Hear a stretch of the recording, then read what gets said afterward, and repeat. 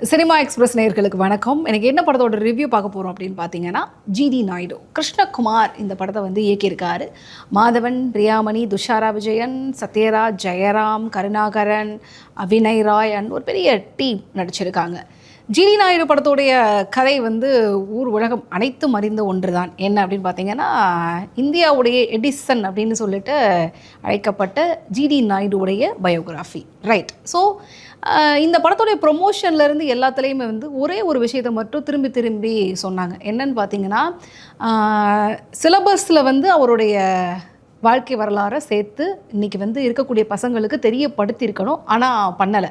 அதுக்கு பின்னாடி ஒரு பெரிய அரசியல் நடந்திருக்கு. ஸோ மக்கள் வந்து பரவலாக அறியப்படாமல் போன, அதாவது ரொம்ப ரொம்ப ரேராக தெரிஞ்சுக்கிற மாதிரியான ஆளாக வந்து ஜிடி நாயுடு கிடையவே கிடையாது. அவருக்கு இன்னும் நிறைய கிரெடிட் கொடுத்துருக்கணும் அப்படிங்கிறத மீண்டும் மீண்டும் வலியுறுத்திட்டு இருந்தாங்க. ஸோ அந்த பயோகிராஃபி வந்து பார்த்திங்கன்னா, ஏன் வந்து ஜிடி நாயுடுவோடைய வாழ்க்கை வந்து எல்லாருக்கும் தெரியணும், என்னெல்லாம் பண்ணார் அப்படிங்கிறத வந்து பேஸ் பண்ணி தான் எடுத்திருக்காங்க. ரைட்டு. ஸோ ஜிடி நாயுடு பற்றி எனக்கு எந்த வயசில் தெரியும் அப்படின்னு கேட்டிங்கன்னா, நான் உண்மையிலே சொல்கிறேன் அப்படின்னா, நிறைய கவுண்டமணி சாருடைய காமெடியில் வந்து 2-3 இடங்கள் அவர் பயன்படுத்தியிருப்பார். ஆமாம், இவர் பெரிய ஜிடி நாயுடு அப்படின்னு சொல்லிட்டு அப்போ ஒரு விளையாட்டுத்தனமாக கடந்த ஒரு பெயர் அப்படிங்கிற மாதிரி இருந்தது. கொஞ்சம் விவரம் தெரிஞ்சதுக்கு அப்புறமா தான் யார் அப்படிங்கிறத ஒரு டீச்சர்கிட்ட அதுக்கப்புறம் வந்து கேட்குறப்ப தான், இப்படிப்பட்ட ஒரு மனுஷர் வந்து இந்தியாவில் இருக்கார், தமிழ்நாட்டில் இருக்கிறாரு, கோயம்புத்தூரில் இருக்கிறாரு அப்படிங்கிற மாதிரியான பல விஷயங்கள் வந்து தெரிய வந்தது. ஸோ ஜிடி நாயுடு என்ன பண்ணார்? படிக்காத மேதை தான் நிச்சயமாக. ஆனால் எப்படி வந்து ஒரு மிகப்பெரிய இன்வென்டராகவும் ஒரு மிகப்பெரிய இண்டஸ்ட்ரியலிஸ்டாகவும் வந்து இந்த உலகத்துக்கு வந்து தன்னை வந்து அடையாளப்படுத்திக்கிட்டாரு அப்படிங்கிறத வந்து இந்த படம் முழுக்க சொல்லியிருக்காங்க.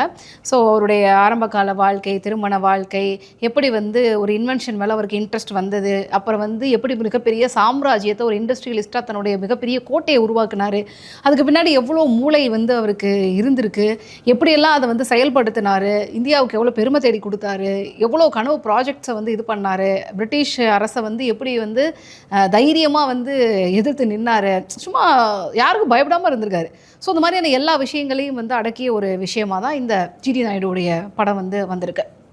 ஸோ இதில் வந்து ஃபஸ்ட்டு நான் டைரக்டர் பற்றி பேசணும்னு நினைக்கிறேன். கிருஷ்ணகுமாரை பொறுத்த வரைக்கும் அவருக்கு முந்தைய படங்கள் நடிகராகவும் சரி, அதை முந்தைய படம் இயக்குனராகவும் சரி, இந்த படத்தோட இயக்குனர் அப்படின்னு அனௌன்ஸ் பண்ணதுக்கப்புறமா ஒரு மேலே ஒரு பெரிய ஒரு அழுத்தம் இருந்தது, இவர் எப்படி சரிப்படுவார் அப்படின்னு சொல்லிட்டு. பட் உண்மையிலேயே அந்த தயக்கம், அந்த கேள்வி எல்லாத்துக்குமே வந்து பதில் சொல்லக்கூடிய விதமாக ஒரு ரொம்ப ரொம்ப டீசெண்டான, ரொம்ப ரொம்ப நீட்டான ஒரு பயோகிராஃபியை வந்து கொடுத்துருக்காரு. எங்கேயுமே வந்து ஒரு உறுத்தல் இல்லை, இது ஏண்டா அப்படிங்கிற மாதிரியான ஒரு கேள்வியை வந்து யாரும் கேட்காத வந்து அதை நியாயமாக நேர்த்தியாக வந்து கொடுத்துருக்காரு. பட் அஸ் அ டைரக்டராக வந்து அவருடைய இந்த மேக்கிங்கை வந்து நம்ம பாராட்டக்கூடிய அதே வேளையில் சில விஷயங்கள் வந்து அவர் இன்னும் கவனிச்சிருக்கலாமோ அப்படிங்கிற மாதிரியான சில இன்புட்ஸ் வந்து நம்ம இந்த இடத்துல கொடுக்கணும்னு தோணுது. ஏன்னா சில இடங்களில் நான் ரொம்ப மோனோபாலியாக வந்து இதை பார்த்தேன். ஏன்னா ரொம்ப ரொம்ப பாசிட்டிவாக காமிக்கணும் அப்படிங்கிறதுனால முழுக்க முழுக்க ரொம்ப ரொம்ப பாசிட்டிவாக மட்டும்தான் காமிச்சிருக்காங்க. பட் அதை தாண்டி வந்து இருக்கக்கூடிய விஷயங்கள் ஏதாவது வந்து கவர் பண்ணாங்களா அப்படின்னு கேட்குறப்ப அது கொஞ்சம் மிஸ்ஸிங் அப்படிங்கிற மாதிரி இருந்தது. ஏன்னா அவங்க தரப்பில் வந்து இப்படியே எடுங்க, அதாவது இது மாதிரியே போர்ட்ரேட் பண்ணுங்க அப்படிங்கிற மாதிரி சொல்லியிருந்தாங்களோ என்னவோ, அந்த மாதிரி மட்டுமே ஒரு காமிச்சுறதுக்கு ட்ரை பண்ணார். நான் ஒன்றும் கெட்டவனா காமிக்கலாம் சொல்லலை.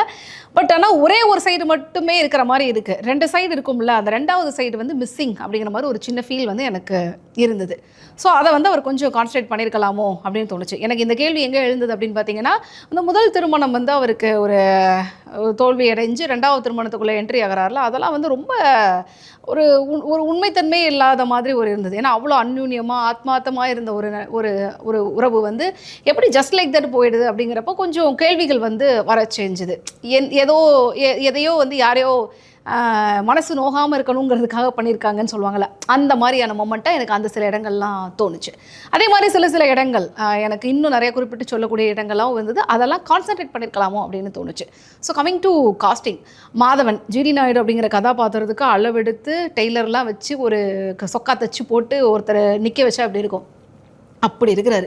கேரக்டர் வைஸ், அப்புறம் எமோஷ்னல் வைஸ், அந்த கேரக்டரை கேரி பண்ணுற விதம், அதை உள்ளே எடுத்துக்கிட்ட விதம், அதை டெலிவரி பண்ணுற விதம் அப்படின்னு சொல்லிட்டு அவர் எல்லா பரிமாணத்துலேயும் வந்து அடித்து துவம்சம் பண்ணி ஸ்கோர் பண்ணுறாரு.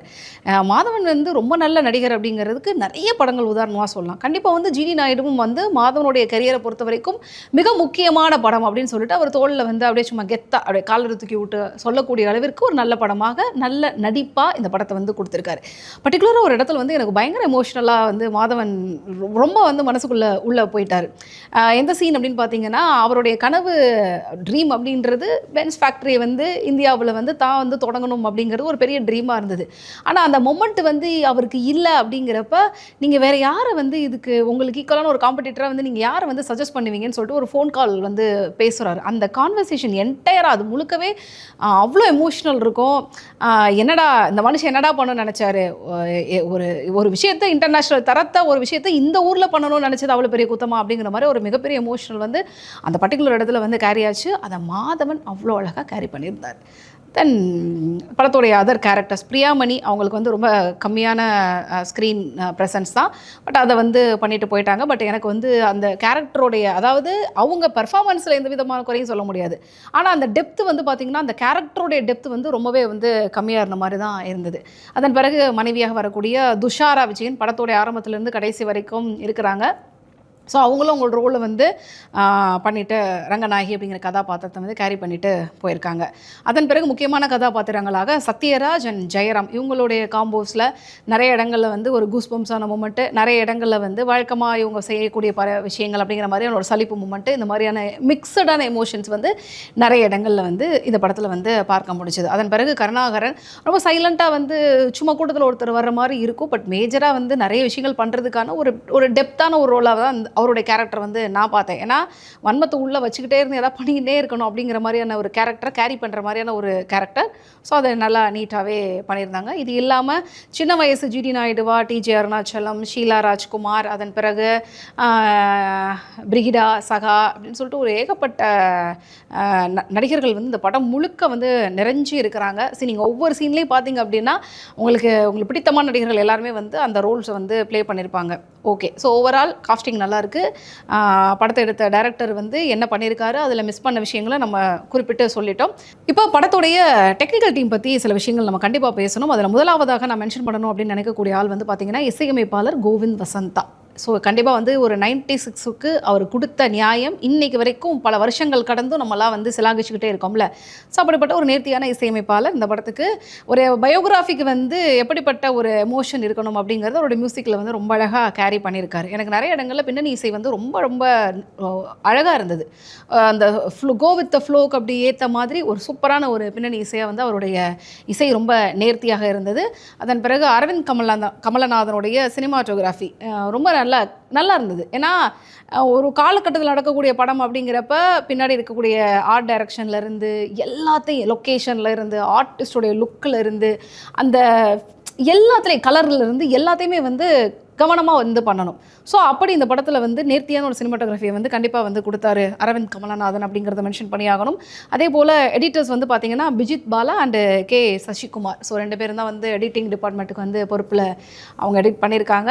படத்தோட டூரேஷனை பொறுத்த வரைக்கும் எனக்கு பெரிய நெருடல்லாம் எதுவும் கிடையாது. இங்கே இடத்துல நீளத்தை குறைச்சிருக்கலாமோ கூட்டியிருக்கலாமோ அப்படிங்கிற மாதிரி இல்லாமல் இந்த பயோகிராஃபியை இந்த நேரத்தில் சொல்லணும் அப்படிங்கிறதுக்கு ஏற்ற ஒரு டூரேஷனாக நான் வந்து பார்க்குறேன். ஸோ ஓவரால் டெக்னிக்கல் டீம் இவங்களும் வந்து அவங்களுடைய ரோல் வந்து ரொம்ப அழகாக பண்ண இடத்துல கண்டிப்பாக வந்து ஆர்ட் டைரக்ஷன் டிபார்ட்மெண்ட்டையும் வந்து இந்த பாராட்டி ஆகணும். ஏன்னா நிறைய பொருட்கள் வந்து தேடி வந்து கண்டுபிடிச்சி அந்த டைமில் எப்படி இருந்திருக்கும் அப்படிங்கிறதுக்கான நிறைய இன்வென்ஷன் அவங்க பண்ணியிருக்காங்க. அதாவது ஜிடி நாயுடுடைய அந்த இன்வென்ஷனுக்கு பின்னாடி இந்த படத்தை வந்து டெலிவர் பண்ணணும் இன்றைக்கி 2026 அப்படிங்கிறதுக்கான அவங்களோட இன்வென்ஷன் தனியாக தெரியுது. ஸோ அவங்களுக்கு தனிப்பட்ட முறையில் ஒரு பெரிய கிரெடிட் வந்து கொடுக்கணும்.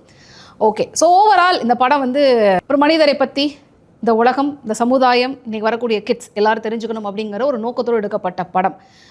மீன்வைல் இந்த படத்தை வந்து இன்னும் வந்து கிட்ஸு வந்து அதிகமாக வந்து வரணும், கொண்டாடணும், பார்க்கணும் அப்படிங்கிற ஒரு மோட்டிவில் வந்து எடுத்திருக்கிறாங்க.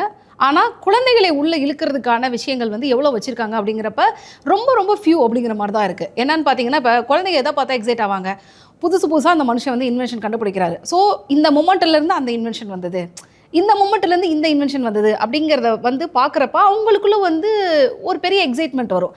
இந்த படத்தில் நிறைய இன்வென்ஷன் ஜிடி நாயுடு சார் கண்டுபிடிச்ச நிறைய இன்வென்ஷன்ஸ் வந்து காமிச்சிருக்காங்க. உதாரணத்துக்கு வந்து இந்த பருத்தி பஞ்சு வந்து விதையை வந்து தனியாக எடுக்கிறதுக்கு ஒரு மிஷின் வந்து கண்டுபிடிக்கிறாரு. அந்த மொமெண்ட்டு அதெல்லாம் உண்மை நல்ல சூப்பரான ஒரு மொமெண்ட்டு. அதே மாதிரி கிளைமேக்ஸ் கிட்ட வந்து பார்த்திங்கன்னா அதாவது அந்த அந்த அந்த டைம் வர்றதுக்கு முன்னாடி ட்ரிம்மர் மிஷின் இருக்குது பார்த்தீங்களா, அதை வந்து எந்த டைமில் வந்து இது பண்ணுறாரு அப்படிங்கிறதுக்கான ஒரு இன்வென்ஷன் காட்டியிருக்காரு. இதெல்லாம் வந்து பார்த்திங்கன்னா பயங்கரமான ஒரு கூஸ்பம் சீன்ஸு. இந்த மாதிரி ஜிடி நாயுடு சார் இன்னும் பயங்கரமான பல விஷயங்கள் கண்டுபிடிச்சிருக்காரு.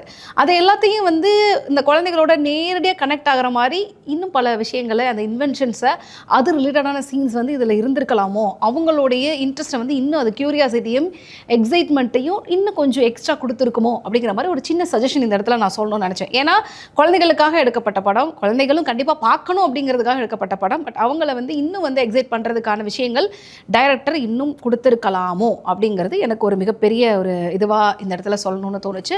அதை தாண்டி ஒரு நேர்த்தியான ஒரு பயோகிராஃபியை ஒரு டீம் வந்து ரொம்ப அழகாக டீசெண்டாக வந்து கொடுத்துருக்காங்க. நிச்சயமாக வந்து சின்ன சின்ன இடங்களில் வந்து, அதாவது வழக்கமாக இருக்கக்கூடிய சினிமா பாணியில் இல்லாமல், அதாவது ஒரு இன்ட்ரடக்ஷன், ஒரு பாட்டு, ஒரு ஃபைட்டு, வில்லனு, அப்புறம் சேசிங்கு அந்த மாதிரி இல்லாமல், இல்லை நான் லீனியரில் போய் கதை சொல்கிற மாதிரியான பேட்டர்னும் இல்லாமல் ஒரு பயோகிராஃபி. இப்படி ஒரு மனுஷன் இருந்தார், இதை பண்ணார், இதுக்கப்புறம் இதெல்லாம் வந்து பிரச்சனையாக வந்தது, அந்த கவர்மெண்ட்டு வந்து அவருக்கு இவ்வளோ சதி பண்ணிச்சு, அதுக்கப்புறம் வந்து என்ன நடந்துச்சு, என்ன பண்ணார் அப்படிங்கிற மாதிரி ஒரு ஃப்ளோவில் வந்து இந்த கதையை வந்து அழகாக சொல்லியிருக்காங்க.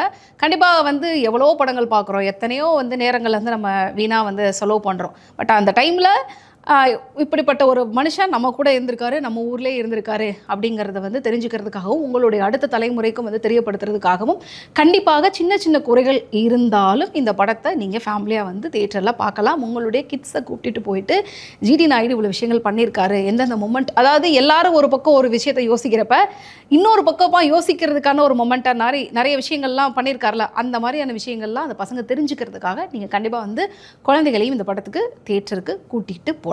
இந்த ஜிடி நாயுடு படத்துக்கு நம்ம சினிமா எக்ஸ்பிரஸ் டீம் கொடுக்கக்கூடிய ரேட்டிங் என்ன அப்படின்னு பார்த்தீங்கன்னா, மீண்டும் உங்களே சினிமா எக்ஸ்பிரஸோட மூவி ரிவ்யூவில் மீட் பண்ணுறேன். Until then, bye from RJ Rohini. Bye.